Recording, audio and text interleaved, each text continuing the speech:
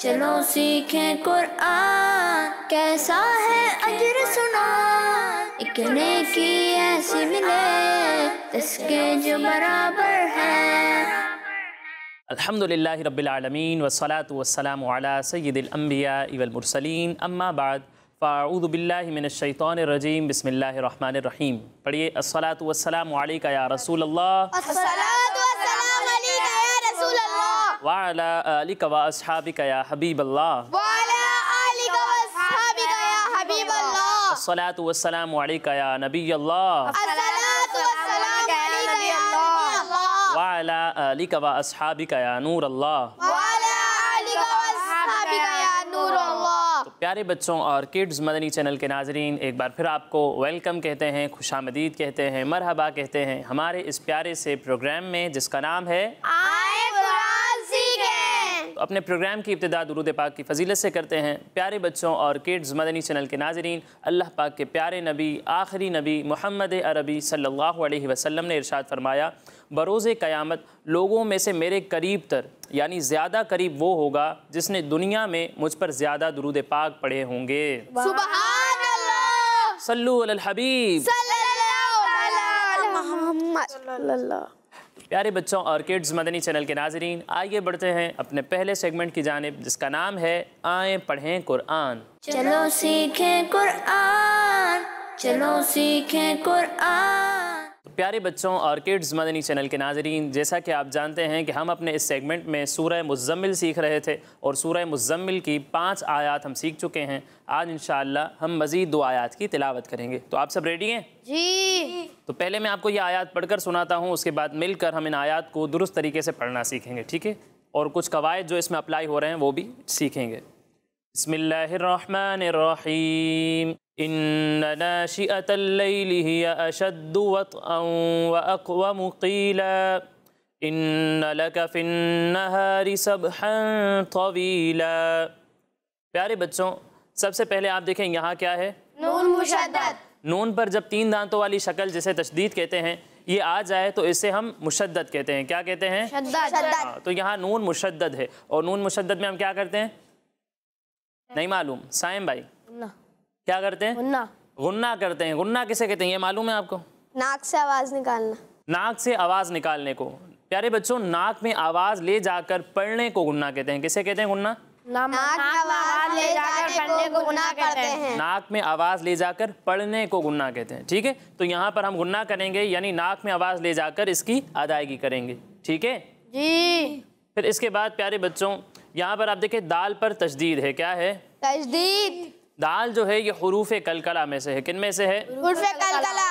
हुर्फ कलकला नहीं, पहले भी बताया है, हर्फ वाहिद है और हुरूफ उसकी जमा है। ये हुर्फ कुछ भी नहीं होता, ठीक है? या तो हर्फ होगा अगर एक होगा तो, और अगर जमा है बहुत सारे हैं तो उन्हें हुरूफ बोलेंगे, हुर्फ नहीं बोलेंगे, ठीक है? तो दाल जो है ये हुरूफ कलकला में से। किन में से है? हुर्फ कलकला। हुरूफ कलकला में से। और हुरूफ कलकला वो 5 हुरूफ हैं कि जब ये मुशद्दद होते हैं तो उन्हें जमाओं के साथ पढ़ते हैं। किस तरह पढ़ते हैं? जमाओं के साथ। जमाओं के साथ पढ़ते हैं। तो यहाँ पर हम दाल को जमाओं के साथ पढ़ेंगे, ठीक है जी। फिर इसके बाद प्यारे बच्चों यहाँ पर आप देखें हमजा पर क्या है? 2 ज़बर। अच्छा, यहाँ पर कोई बताएगा? ये लिखा तो हुआ है अलिफ, ठीक है, लेकिन मैंने इसे कहा हमजा, ऐसा क्यों? चलें बताएं। अलिफ पर कोई भी हरकत आ जाएगी तो वो हमजा में बदल जाएगा। प्यारे बच्चों, जब अलिफ पर कोई हरकत ना हो, जैसे यहाँ पर ना कुछ हरकत है, ना जज़म है, ना तशदीद है, कुछ भी नहीं है, तो इसे हम अलिफ कहेंगे, ठीक है? लेकिन जब इस पर कोई हरकत आ जाए या जज़म आ जाए तो इसे हम अलिफ नहीं कहते बल्कि इसे हम हमजा कहते हैं। क्या कहते हैं? हमजा। हमजा कहते हैं, ठीक है? तो यहाँ पर हमजा पर 2 ज़बर हैं। क्या हैं? 2 ज़बर। 2 ज़बर हैं और इसके बाद आ रहा है वाव। क्या आ रहा है? वाव। क्या आ रहा है? वाव। अब यहाँ कौन सा कायदा होगा बताएं? इदगाम। इदगाम का कायदा होगा। कौन सा कायदा होगा? इदगाम। इदगाम का कायदा होगा, ठीक है? क्योंकि तनवीन या नून साकिन के बाद हुरूफ यरमलून में से कोई भी हर्फ आ जाता है तो वहाँ इदगाम का कायदा होता है और वाव भी हुरूफ यरमलून में से है, लिहाजा यहाँ पर इदगाम होगा और यहाँ हम गुन्ना भी करेंगे, ठीक है जी। फिर इसके बाद प्यारे बच्चों यहाँ पर आप देखें लिखा हुआ है कौफ, यहाँ पर भी है कौफ और तीसरा ये है क़ा।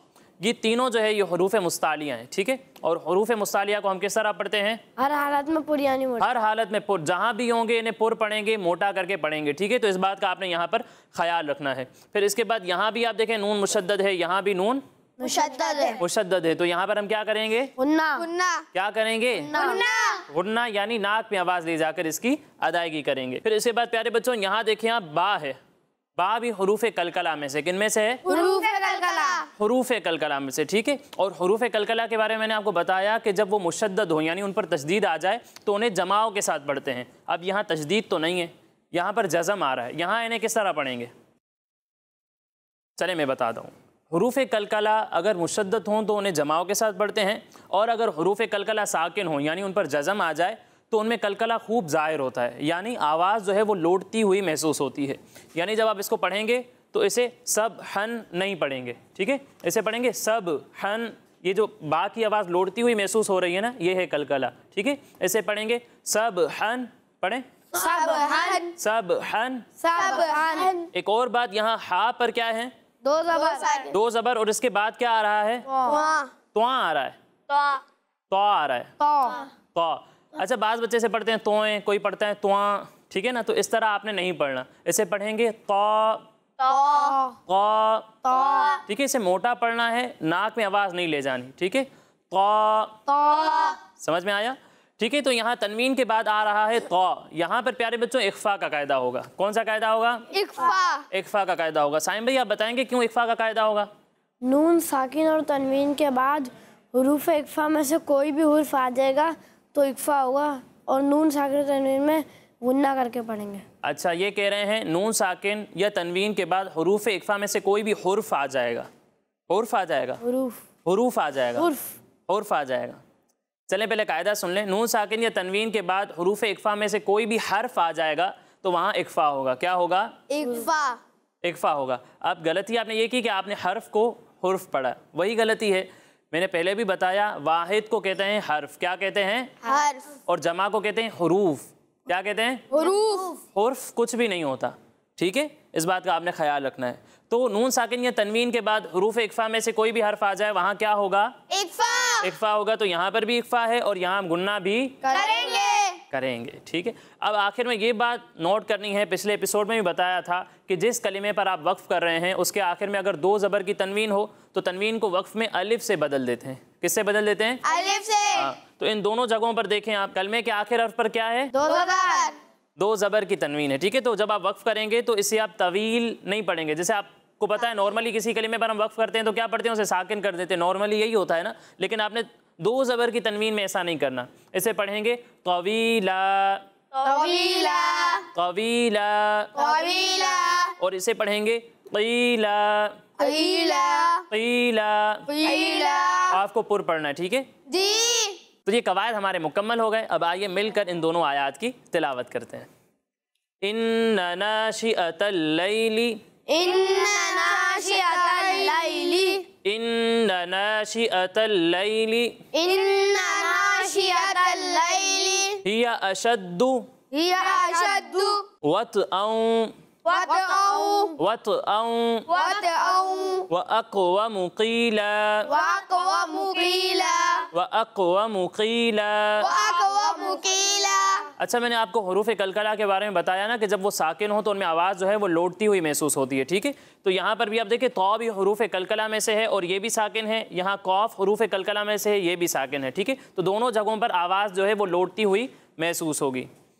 इन्ना नाशिअतल लैली, इन्ना नाशिअतल लैली, हिया अशद्दु वत्अन व अक़वमु क़ीला, हिया अशद्दु वत्अन वअक़वमु क़ीला, हिया अशद्दु वत्अन, हिया अशद्दु वत्अन, हिया अशद्दु वत्अन, हिया अशद्दु वत्अन, वत्अन नहीं वत्अन, वत्अन व अक़वमु क़ीला, वअक़वमु क़ीला, इन्ना नाशिअतल लैली, इन्ना नाशिअतल लैली, इन्ना नाशिअतल लैली, इन्ना नाशिअतल लैली, हिया अशद्दु वत्अन, हिया अशद्दु वत्अन, हिया अशद्दु वत्अन, हिया अशद्दु वत्अन, व अक़वमु क़ीला। वअक़वमु क़ीला।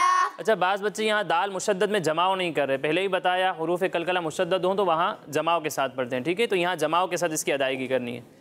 इन्न नाशिअतल लैलि हिया अशद्दु वत्अन व अक़वमु क़ीला। इन्ना नाशिअतल लैलि हिया अशद्दु वत्अन व अक़वमु क़ीला।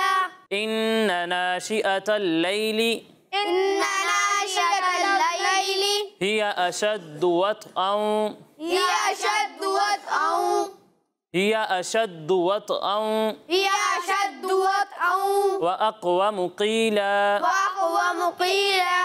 इन्न नाशिअतल लैलि हिया अशद्दु वत्अन व अक़वमु क़ीला। इन्ना नाशिअतल लैलि अशद्दु वत्अन व अक़वमु क़ीला। इन्न नाशिअतल लैलि इन्ना नाशिअतल लैलि हिया अशद्दु वत्अन हिया अशद्दु वत्अन व अक़वमु क़ीला। व अक़वमु क़ीला।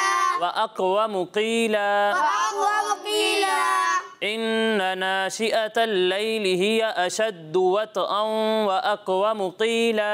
इन्ना नाशिअतल लैलि अशद्दु वत्अन व अक़वमु क़ीला। इन्न नाशिअतल लैलि हिया अशद्दु वत्अन व अक़वमु क़ीला। इन्ना नाशिअतल लैलि अशद्दु वत्अन व अक़वमु क़ीला। व अक़वामु क़ीला नहीं है, ठीक है, व अक़वमु, ठीक है। एक गलती, और दूसरी गलती ये कि बाज़ बच्चे इन्ना यहाँ गुन्ना की मिक़दार पूरी नहीं कर रहे, इन्ना आगे जा रहे हैं, ठीक है। इन्ना नाशिअतल लैलि इस तरह नहीं पढ़ना, ठीक है। इन्ना यहाँ गुन्ना एक अलिफ की मिक़दार तक करना है, ठीक है। तो इस मिक़दार को आप पूरा करें। इन्ना नाशिअतल लैलि हिया अशद्दु वत्अन व अक़वमु क़ीला। इन्ना नाशिअतल लैलि अशद्दु वत्अन व अक़वमु क़ीला। इन्ना नाशिअतल लैलि हिया अशद्दु वत्अन व अक़वमु क़ीला। इन्ना नाशिअतल लैलि अशद्दु वत्अन व अक़वमु क़ीला। अच्छा, अभी भी बाज़ बच्चे जो है वो कुछ गलतियाँ कर रहे हैं ना, पहले सुन लेते हैं, ठीक है। कौन सुनाएगा? चलें साइम भाई आप पढ़ें। इन्ना नाशिअतल लैलि हिया अशद्दु वत्अन व अक़वमु क़ीला। एक और बार पढ़ें। इन्ना नाशिअतल लैलि हिया अशद्दु वत्अन व अक़वमु क़ीला। अच्छी कोशिश की आपने, लेकिन यहाँ तौ को पुर पढ़ना है, आपने तौ को पुर नहीं पढ़ा, ठीक है। और यहाँ दाल को जमाओं के साथ पढ़ना, ठीक है। ये गलतियाँ हैं, इन पर तवज्जो रखें और बेहतर करने की कोशिश जारी रखें। और कोई सुनाएगा? आप पढ़ें। इन्ना नाशिअतल लैलि हिया अशद्दु वत्अन व अक़वमु क़ीला। देखें, आपने यहाँ गलती की, इन्ना इसे खींचना नहीं है, ठीक है, बगैर खींचे पढ़ना है। इन्ना नाशिअतल लैलि, ठीक है। और दूसरी बात ये कि यहाँ वत्अन नहीं है, ठीक है, वाव को तौ से मिलाना है, वत्अन, ठीक है। और यहाँ व अक़वमु क़ीला, यहाँ आपकी आवाज़ जो है वो थोड़ी आगे पीछे हो रही थी, आपने वाज़े करके पढ़ना है, हर हर्फ जो है वो अपने मखरज से अदा हो, ठीक है। एक हर्फ दूसरे हर्फ के साथ मिलना नहीं चाहिए। अगली आयत पढ़ते हैं, ठीक है। इन्ना लका, इन्ना लका, ठीक है, यहाँ पर भी इन्ना है, इसे भी खींचना नहीं है, ठीक है। जैसे आपने यहाँ पर खींचा था, अब नहीं खींचना, ठीक है।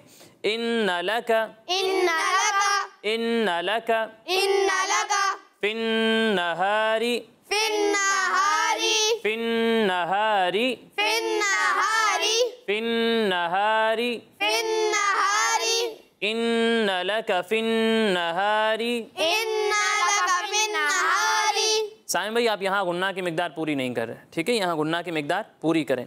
इन्न लका फिन्नहारी, इन्ना लका फिन्नहारी, सबहन तवीला, सबहन तवीला, सबहन तवीला, सबहन तवीला, सबहन तवीला। सबहन तवीला। ये हन नहीं है, ठीक है, ये हन है, ठीक है ना। हा और हा में फ़र्क होना चाहिए, ये हा है और ये हा, ठीक है। सब हन नहीं, और हन तो पढ़ना ही नहीं है, ठीक है ना। यहाँ तनवीन में जो है वो आपने गुन्ना करना है, ठीक है। सब हन नहीं, सब हन तवीला, सबहन तवीला, सबहन तवीला। सबहन तवीला। अच्छा प्यारे बच्चों, इसे हन नहीं पढ़ना, ठीक है। एक तो ये है कि हा और हा में वाज़े फ़र्क होना चाहिए। ये है हा और ये है हा। हा को हम हलक के दरमियान वाले हिस्से से अदा करते हैं, ठीक है। एक इस बात का आपने ख्याल रखना है, और दूसरा ये कि यहाँ तनवीन में आपने गुन्ना करना है, ठीक है। सब हन ये पढ़ेंगे तो गलत हो जाएगा, इसे पढ़ना है सब हन, ठीक है, गुन्ना करके पढ़ना है। सब हन तवीला, सब हाँ तवीला, सब हन तवीला, सब हाँ तवीला, सब हन तवीला, सब हाँ तवीला, इन्न लक फिन्नहारि सबहन तवीला, इन्ना लका फिन्नहारि सबहन तवीला, इन्न लक फिन्नहारि सबहन तवीला, इन्ना लका फिन्नहारि सबहन तवीला, इन्न लक फिन्नहारि सबहन तवीला। इन्ना लका फिन्नहारि सबहन तवीला। अब ये आयत कौन सुनाएगा? आप पढ़ें। इन्ना लका फिन्नहारि सबहन तवीला। फिर से वही गलती हुई आपकी, यहाँ पर इन्ना ऐसे नहीं पढ़ना, ठीक है। अलिफ मद्दा को खींचते हैं, हरकत को बगैर खींचे पढ़ना है। इन्ना पढ़ें, इन्ना, हाँ, झटका भी नहीं देना, इन्ना झटका देकर नहीं पढ़ना, बगैर खींचे बगैर झटका दिए। इन्ना इन्ना, पहले से बेहतर है, ठीक है। और दूसरी बात ये कि यहाँ हा लिखा हुआ है, हा को हा के ही मखरज से अदा करना है, इसे हा नहीं पढ़ना। अच्छी कोशिश की है, पहले से बेहतर है, लेकिन मज़ीद बेहतरी की कोशिश जारी रखनी है आपने, ठीक है। और कोई सुनाएगा जी? इन्ना लका फिन्नहारि सबहन तवीला।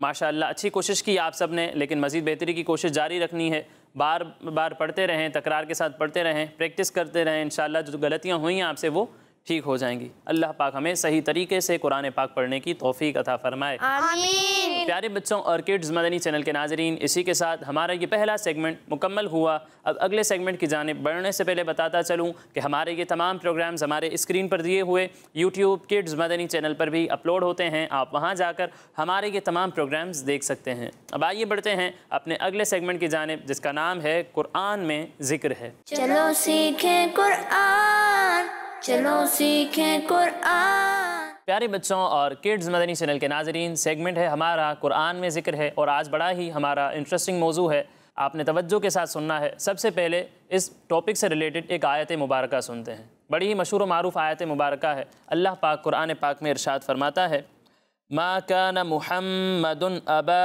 अहदिम मिर रिजालिकुम वलाकिन रसूलल्लाहि व खातमन नबिय्यीन वकानल्लाहु बिकुल्लि शैइन अलीमा।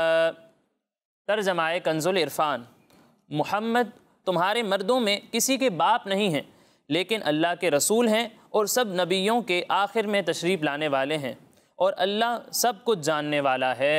सुभान अल्लाह। प्यारे बच्चों, इस आयत मुबारका से हमें मालूम हुआ कि अल्लाह पाक ने हमारे प्यारे आका सल्लल्लाहु अलैहि वसल्लम को ख़ातमुन नबिय्यीन बनाया है, यानी सबसे आखिरी नबी बनाया है।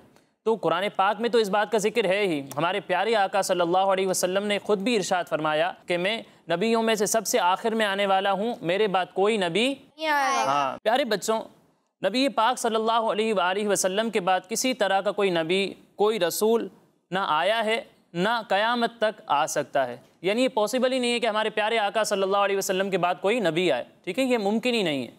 प्यारे बच्चों, जो शख्स हमारे प्यारे आका सल्लल्लाहु अलैहि वसल्लम के आखिरी नबी होने में ज़र्रा बराबर भी शक करे, या फिर हमारे प्यारे आका सल्लल्लाहु अलैहि वसल्लम को आखिरी नबी ना माने, तो वो मुसलमान नहीं है। वो मुसलमान नहीं है, चाहे वो ख़ुद को मुसलमान ही क्यों ना कहे। मतलब वो कहता रहे कि मैं मुसलमान हूँ, लेकिन अगर हमारे प्यारे आका सल्लल्लाहु अलैहि वसल्लम के आखिरी नबी होने में शक करेगा या फिर उन्हें आखिरी नबी नहीं मानेगा, तो वो मुसलमान नहीं होगा। हाँ, वो मुसलमान नहीं है, ठीक है, क्योंकि हमारे प्यारे आका सल्लल्लाहु अलैहि वसल्लम सबसे आखिरी नबी हैं। प्यारे बच्चों, अल्लाह पाक का हम पर बहुत बड़ा फजल व एहसान है कि अल्लाह पाक ने हमें अपने प्यारे हबीब सल्लल्लाहु अलैहि वसल्लम का उम्मती बनाया है। अल्हम्दुलिल्लाह, हमारे प्यारे आका सल्लल्लाहु अलैहि वसल्लम तमाम रसूलों और नबियों में सबसे अफजल हैं, और हमारे प्यारे आका सल्लल्लाहु अलैहि वसल्लम की उम्मत भी तमाम उम्मतों में से सबसे अफजल है, और ये बात अल्लाह पाक ने कुरान पाक में भी बयान फरमाई है। प्यारे बच्चों, हमारे प्यारे आका सल्लल्लाहु अलैहि वसल्लम के आखिरी नबी और रसूल होने की गवाही तो जानवर भी देते हैं।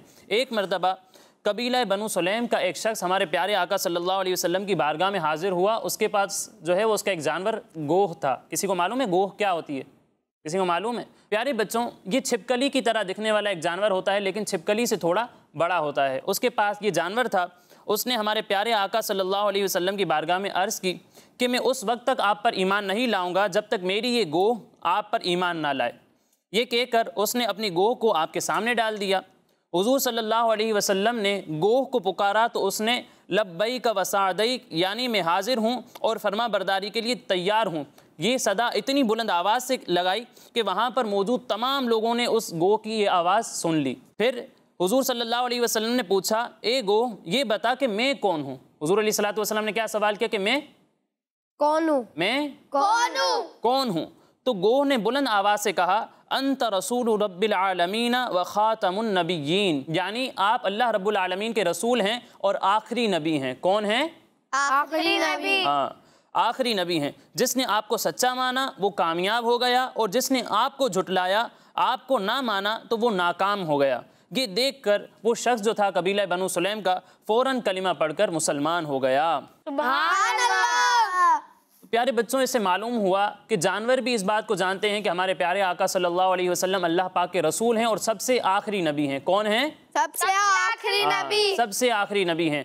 इसीलिए हमारे अमीर अहले सुन्नत ने हमें नारे अता फरमाए कि मुहम्मद मुस्तफ़ा सबसे आखिरी नबी, अहमद मुजतबा सबसे आखिरी नबी, आमिना का लाडला सबसे आखिरी नबी, है अकीदा ए रजा सबसे आखिरी नबी, ना रहे अत्तार का, सबसे आखिरी नबी, ना रहे अत्तार का, सबसे आखिरी नबी, सबसे आखिरी नबी, सबसे आखिरी नबी। प्यारे बच्चों, ये था हमारा सेगमेंट कुरान में जिक्र है। अब आगे बढ़ते हैं अपने अगले सेगमेंट की जानिब, जिसका नाम है 10 सवाल। चलो सीखें कुरान, चलो सीखें कुरान। तो किड्स मदनी चैनल के नाजरीन, सेगमेंट है हमारा 10 सवाल, और आज एक तरफ है हमारे मोहम्मद यासिर भाई और दूसरी तरफ हैं साइम रज़ा भाई। इन दोनों के दरमियान कंपटीशन होगा, मुकाबला होगा, लेकिन उससे पहले हमेशा की तरह कंपटीशन के रूल्स सुन लेते हैं। प्यारे बच्चों, अगर मैं आपसे कोई सवाल करूंगा और आप मुझे उसका सही जवाब देंगे तो आपको मिलेंगे 10 पॉइंट्स। 10 पॉइंट्स। लेकिन अगर आपको उसका सही जवाब नहीं आता तो भी आपके पास एक चांस होगा, आप मुझसे ऑप्शंस ले सकते हैं। ऑप्शंस लेकर अगर सही जवाब देंगे तो कितने पॉइंट्स मिलेंगे? 5 पॉइंट्स। लेकिन अगर गलत जवाब दिया तो 0, कोई पॉइंट नहीं मिलेगा। ठीक है, तो पहला सवाल हमारे यासिर भाई से है। यासिर भाई, आप तैयार हैं? जी। यासिर भाई, आप बताएं कुरान पाक की किस सूरत को आधे कुरान के बराबर कहा गया है? ऑप्शंस सूरह फील, सूरह असर या फिर सूरह जिलजाल। सूरह जिलजाल। ये कह रहे हैं सूरह जिलजाल को आधे कुरान पाक के बराबर कहा गया है, और इनका ये जवाब बिल्कुल दुरुस्त है। सुभान अल्लाह। तो कितने पॉइंट्स मिलेंगे? 5 पॉइंट्स मिलेंगे हमारे यासिर भाई को। अगला सवाल साइम भाई से। साइम भाई बताएं, जब हज़रत मूसा अलैहिस्सलाम ने अपना असा यानी लाठी या फिर स्टिक जादूगरों के सामने डाला तो वो क्या बन गया था? अजदा बन गया था। इनका ये जवाब बिल्कुल दुरुस्त है। सुभान अल्लाह। तो कितने पॉइंट्स मिलेंगे? 10 पॉइंट्स मिलेंगे हमारे साइम रज़ा भाई को। अब अगला सवाल है हमारे यासिर भाई से। यासिर भाई बताएं, किस सूरत में अल्लाह पाक ने अपनी नेमतों का बार बार जिक्र फरमाया है? सूरह कौसर। सूरह कौसर में फरमाया है, और इनका ये जवाब बिल्कुल गलत है। गलत हो गया है। इसका सही जवाब है सूरह रहमान। तो इस सवाल में हमारे यासिर भाई को कोई पॉइंट नहीं मिलेगा। अगला सवाल है हमारे साइम भाई से। बताएं, हुदहुद परिंदे का जिक्र कुरान पाक में कितनी बार आया है? 1 बार। चलें, ये कह रहे हैं हुदहुद का जिक्र कुरान पाक में 1 बार आया है, और इनका ये जवाब बिल्कुल दुरुस्त है। सुभान अल्लाह। तो कितने पॉइंट्स मिलेंगे? 10 पॉइंट्स मिलेंगे हमारे साइम रज़ा भाई को। अगला सवाल है यासिर भाई से। बताएं, सूरह मुमिनून के शुरू में किन लोगों की सिफ़ात यानी खूबियाँ बयान हुई हैं? मोमिनों की सिफ़ात बयान हुई हैं, और इनका ये जवाब बिल्कुल दुरुस्त है। सुभान अल्लाह। कितने पॉइंट्स मिलेंगे? 10 पॉइंट्स मिलेंगे हमारे यासिर भाई को। अगला सवाल है साइम भाई से। आप बताएं, कुरान पाक में सबसे ज़्यादा रिपीट होने वाली आयत किस सूरत में है? सूरह रहमान। कौन सी आयत है? फबी अय्यि आलाइ रब्बिकुमा तुकज़्ज़िबान। फ़बिअय्यि आलाइ रब्बिकुमा तुकज़्ज़िबान। ये आयत सूरह रहमान में है और सबसे ज़्यादा कुरान पाक की रिपीट होने वाली आयत है। इनका ये जवाब बिल्कुल दुरुस्त है। सुभान अल्लाह। तो कितने पॉइंट्स मिलेंगे? 10 पॉइंट्स मिलेंगे हमारे साइम भाई को। साइम भाई ने अभी तक कोई पॉइंट नहीं छोड़ा, कोशिश करनी है आपका कोई पॉइंट ना छूटे। ठीक है यासिर भाई, बताएं कुरान पाक के मुताबिक हज़रत नूह अलैहिस्सलाम ने अपनी कौम को कितने साल तबलीग फरमाई थी? ऑप्शंस 900, 950 या फिर 1000। 950। ये कह रहे हैं हज़रत नूह अलैहिस्सलाम ने 950 साल तक लोगों की तबलीग फरमाई थी और इनका ये जवाब बिल्कुल दुरुस्त है। सुभान अल्लाह। तो कितने पॉइंट्स मिलेंगे? 5 पॉइंट्स मिलेंगे हमारे यासिर भाई को, क्योंकि उन्होंने इस सवाल में भी ऑप्शंस ले लिए हैं। अब अगला सवाल है हमारे साइम भाई से, बताएं सूरह नजात किस सूरत को कहा जाता है? सूरतुल इखलास। सूरह इखलास को सूरह नजात कहते हैं। इनका ये जवाब बिल्कुल दुरुस्त है। सुभान अल्लाह। इस सवाल में भी साइम भाई को मिल गए हैं 10 पॉइंट्स। अब आखिरी सवाल पहले साइम भाई से ही करते हैं। साइम भाई बताएं उतलु मा ऊहिया से कुरान पाक का कौन सा पारा स्टार्ट होता है? 21। पारा नंबर 21 स्टार्ट होता है और इनका ये जवाब बिल्कुल दुरुस्त है। सुभान अल्लाह। साइम रजा भाई को मिल गए हैं 10 पॉइंट्स और इनका टोटल हो चुका है 50 पॉइंट्स। विनर तो हैं ही साइम भाई, लेकिन आगे लास्ट क्वेश्चन आपसे भी कर लेते हैं। ठीक है, आप बताएं सूरह तारिक कुरान पाक के कौन से पारे में है? ऑप्शंस 28, 29 या फिर 30। 30वें पारे में है। इनका ये जवाब बिल्कुल दुरुस्त है। सुभान अल्लाह। कितने पॉइंट्स मिलेंगे? 5 पॉइंट्स मिलेंगे हमारे यासिर भाई को और इनका टोटल हो चुका है 25 पॉइंट्स। तो साइम भाई आज के हमारे विनर है माशाअल्लाह। अल्लाह पाक हम सबको कुरान पाक को समझने, उस पर अमल करने, दूसरों तक पहुंचाने की तौफीक अता फरमाए। आमीन। प्यारे बच्चों और किड्स मदनी चैनल के नाजरीन, इसी के साथ हमारे इस प्रोग्राम का वक्त मुकम्मल हुआ।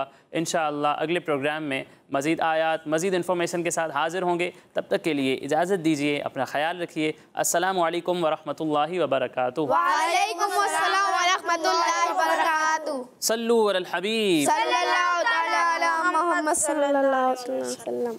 चलो सीखें कुरान, कैसा है अजर सुना, एक नेकी ऐसी मिले इसके जो बराबर है। बच्चों का मदनी चैनल आ गया, बच्चों का आ गया